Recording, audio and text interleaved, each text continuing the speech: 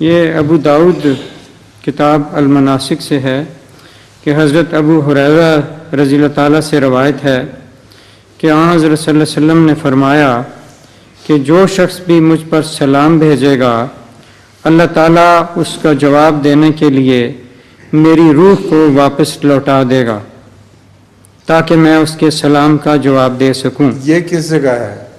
یہ ابو داؤد کتاب المناسک۔ ہاں، یہ تو غلط بات ہے۔